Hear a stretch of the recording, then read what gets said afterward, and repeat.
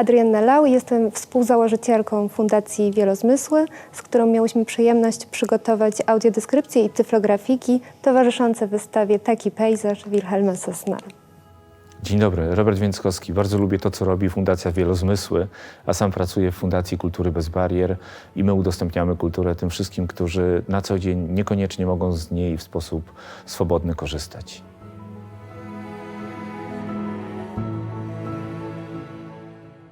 Wielokrotnie pada to pytanie, czy osoba niewidoma w ogóle lubi przychodzić do galerii malarstwa, lubi spotykać się ze sztuką wizualną, lubi oglądać obrazy, czy lubi oglądać zdjęcia. I oczywiście to zależy od konkretnej osoby. Ja bardzo lubię.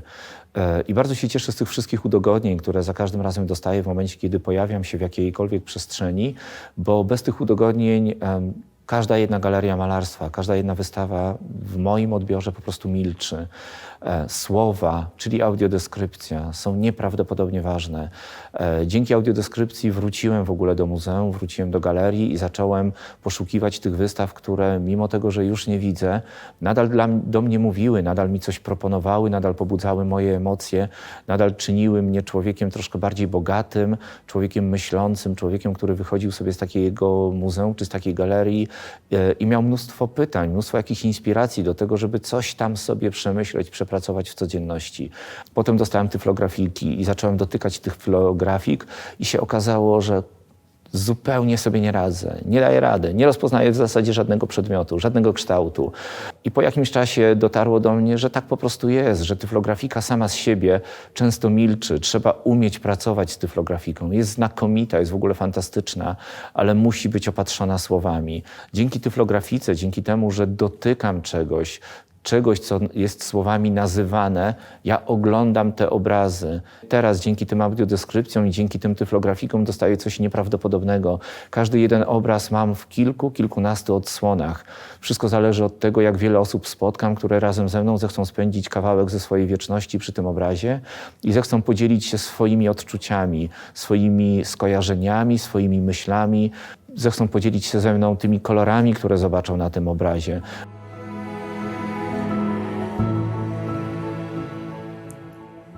Tyflografika jest to przełożenie obrazu w taki sposób, żeby był dostępny do poznania poprzez dotyk. Możemy wykorzystać w tym celu różnorodne techniki. Najważniejsze jest to, żeby starać się oddać to, co jest na obrazie i zachować pewną spójność z tą udostępnianą pracą. Ważne jest to, żeby faktury, które stosujemy, były ciekawe i przyjemne dla dotyku, żeby były zróżnicowane, żeby oddawały warstwę wrażeniową udostępnianego obrazu. Do wystawy oprócz tyflografik przygotowałyśmy również audiodeskrypcję. Audiodeskrypcja jest to opis werbalny warstwy wizualnej obrazu. Jej twarz jest pozbawiona szczegółów, schematyczna. Prostymi pociągnięciami pędzla zaznaczone zostały oczy w formie 2 podłużnych kresek. Nos o kanciastym kształcie, z 2 wydatnymi dziurkami i spiczaste, zawinięte ku dołowi uszy. Na głowie ma kaszkiet. Ubrana jest w kraciastą koszulę i marynarkę. Świnia namalowana przez Sosnala przypomina człowieka. Obraz stworzony został na podstawie komiksu Maus, mysz, Arta Spiegelmana.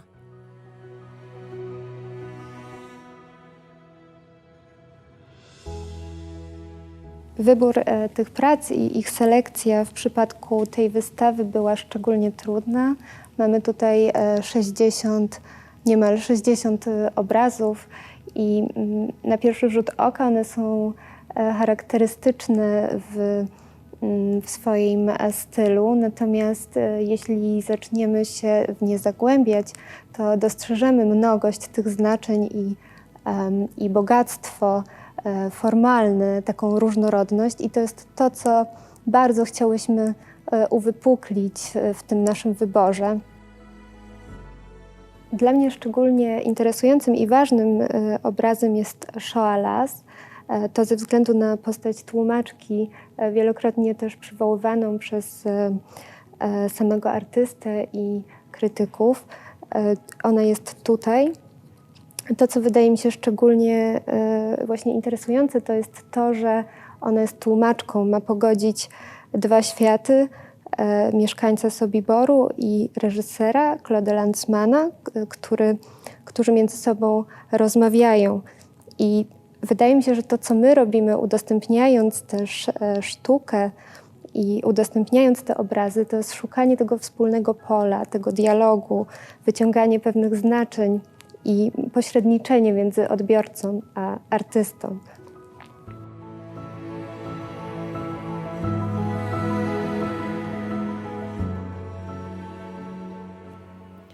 Wilhelm Sasnal opowiadany przez audiodeskrypcję i przez tyflografiki to jest w zasadzie w tej chwili jedyny sposób, żebym ja mógł korzystać z malarstwa. A Sasnal z jednej strony wydaje się być znakomity, jeżeli chodzi o możliwość udostępnienia go osobom niewidomym, bo przecież jego malarstwo jest takie minimalistyczne, bo przecież operuje tylko kilkoma znakami, jakąś tam bardzo niewielką organizacją przestrzeni, a jednocześnie jest nieprawdopodobnie trudny, bo w tych wszystkich znakach, które umieszcza na swoich obrazach, w tych wizerunkach jest zawartych bardzo dużo kontekstów, które już będą zupełnie nie do opowiedzenia przez tyflografikę. Ja może pokażę tyflografikę, którą zrobiła zresztą Ada.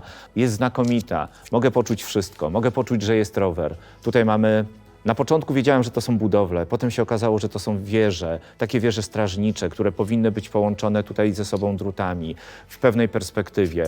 A tutaj mieliśmy chmury i to wszystko, jak się okazało, a tutaj trawę i to wszystko, jak się okazało, było pełne słońca.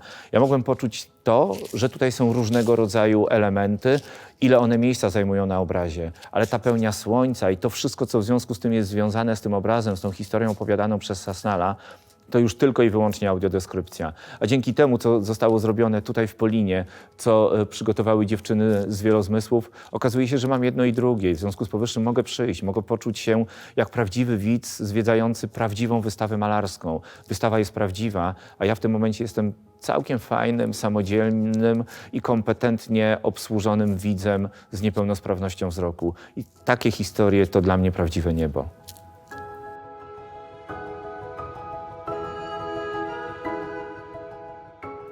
Kiedy przygotowywałyśmy tyflografiki, zależało nam na tym, żeby pokazać ich różnorodność, ale też zachować to, co jest kwintesencją tej wystawy, czyli pewną malarskość. Dlatego użyłyśmy w większości z nich prawdziwej farby.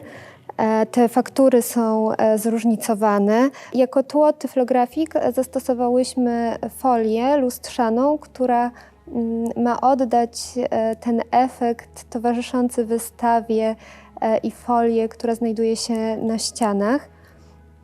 Dodatkowo starałyśmy się oddać to zróżnicowanie w formie obrazów poprzez zastosowanie różnych materiałów. W przypadku Mausa jest to taka forma wycinanki. Mamy tutaj piankę, która bardzo dobrze oddaje nam ten efekt komiksu. Zależało nam również na zachowaniu skali tych obrazów, dlatego niektóre tyflografiki są większe, a niektóre mniejsze. Na każdej tyflografice znajduje się również róg w formie takiego wypukłego trójkąta. Jest to znak dla osoby niewidomej, w którą stronę ma ją oglądać.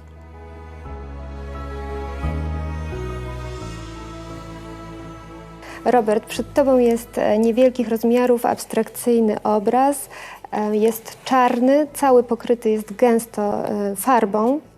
Jest w tym obrazie taka listwa biegnąca w poprzek płótna. Możesz ją wyczuć. To jest listwa, która symbolizuje przekreślenie. Ten obraz jest szczególnie ciekawy, bo właśnie przebrzmiewa w nim wybrzmiewa pewnego rodzaju materialność i ta farba, on jest taki dogłębnie po prostu malarski, to chciałyśmy tutaj oddać. Tytuł obrazu to Hitler. z tyflografiki, tak jak dotykam, to tego Hitlera tutaj nie widzę. A jak ty patrzysz na obraz, to go zauważasz? Nie, ja też go nie widzę. Mogę się tego domyślać. Mogę się tego też domyślić z przewodnika, który towarzyszy wystawie, który jest zbiorem szkiców i komentarzy artysty odtwarzających przebieg, proces powstawania poszczególnych prac i tam wyjaśnia, że zamalował portret Hitlera i przekreślił go tą listwą. Te listwa, tak w ogóle jak zacząłem dotykać tej tyflografiki, skojarzyła mi się z drogą. Taką drogą, która jest bardzo charakterystycznym, bardzo ważnym motywem w momencie, kiedy upamiętniamy, nawet tutaj u nas w Polsce, przejawy Holokaustu. Te tory biegnące do tych ostatnich ramp na przykład.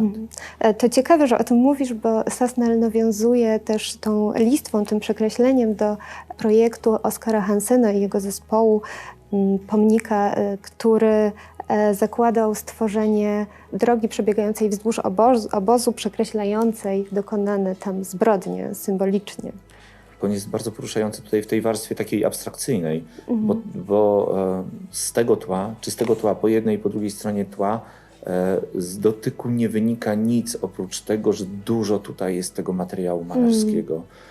Dużo jest tego materiału tyflograficznego, który rozumiem, że przekłada się na materiał malarski na obrazie.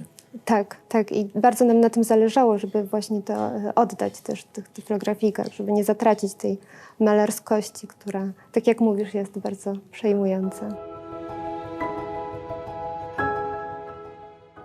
Szkielet wody to mój ulubiony obraz. Wiadomo, nawet jak się patrzy na ten obraz, albo jak się dotyka tego wszystkiego, co jest w tyflografice, to jest obraz bardzo minimalistyczny. Kości łatwo rozpoznać, nawet jeżeli są troszeczkę powyginane, nawet jeżeli z jednej strony widać dokładnie te takie okrągłości kości, a z drugiej strony jest to trudniej wyczuwalne. Ale to wszystko bardzo łatwo jest zidentyfikować. Tutaj mamy gładką powierzchnię, na górze jest powierzchnia chropowata, a więc jasne jest, że to będą zupełnie dwie inne przestrzenie. Woda i niebo i coś, co się dzieje na tym niebie. Natomiast w momencie, kiedy dostaję audiodeskrypcję i dowiaduję się o tym, dlaczego Wilhelm Sasnal, co zainspirowało Wilhelma Sasnala do stworzenia tego obrazu, dlaczego on go tak zakomponował, tak go pomyślał, wówczas dowiaduję się bardzo ważnych rzeczy, takich związanych z tymi pytaniami, które mi artysta zadaje. I po tych słowach, po tej audiodeskrypcji, po tej tyflografice, z tych wszystkich obrazów, które były mi tutaj prezentowane, chyba w tej chwili ten obraz do mnie przemawia najbardziej, bo jest nieprawdopodobnie aktualny. To przy tym obrazie warto sobie przypomnieć to, co swego czasu mówił Turski, że Holokaust te kilkadziesiąt lat temu nie spadł z nieba.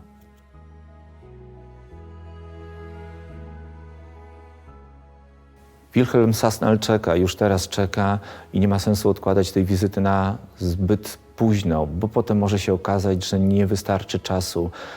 Zapraszamy Państwa, przyjdźcie tutaj, niech Państwo przyjdą, niech Państwo popatrzą na te obrazy, niech postarają się znaleźć odpowiedzi na te pytania, które stawia artysta.